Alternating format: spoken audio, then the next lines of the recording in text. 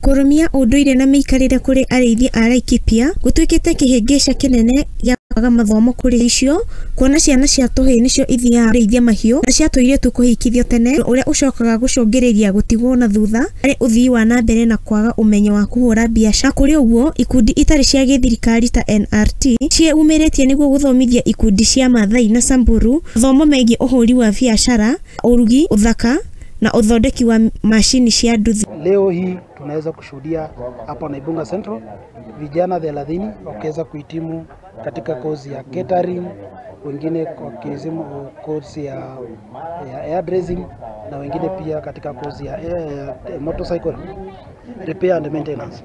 Na ukiangalia vijana ambao wamesomea hizi courses, wale ambao wana qualify ni vijana sana wale ambao hawajaweza kwenda shule kiwemo warani, na pia wale ambao wameweza kudrop on the way maybe class 7, wengine wamedrop form 1, na wengine pia ni wale ambao wamehitimu labda wakamaliza mpaka kidato cha 4.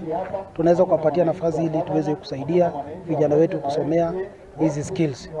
Na ukiangalia sasa hizi vijana wetu wale wamesomea wameweza kujiunga na kuanza biashara katika vijiji zao. Na sisi tunapoanza hizi programs tunakuja katika jamii, tunaketi chini na jamii kuweza ku-identify wale ambao kwanza utajingwa na hii program. Tunafanya kwanza community sensitization and awareness kuhusu program ili jamii iketi chini iweze kuchagua courses zile wanaona vijana wakisomea katika jamii yao wanaweza kuhitimu na kupata ile startup toolkits pamoja na certificate, wanaweza kuanza biashara katika hizi centers ambazo zinaweza kugrow ndani ya jamii. Nilikuja maisha yangu, nilianza maisha ya chini sana. Hata sikuwa niende shule, nilitoroka kwenda shule, nikajiweka shule yenyewe, nikaenda shule somo inaitwa One More Day. Nilisomea huko One More Day hadi class 7. Kurudi nyumbani nikaolewa. Sasa niko na watoto wawili. So wakati ujuzi manyatani ilianziwa itakuja, nikafikiri ni vizuri niende nijiunge hapo ndio niongeze ile masomo yangu. Bwanangu akaniruhusu niende, nikakuja nikasoma catering, nimepita, nimepata kila kitu, certificate, tools.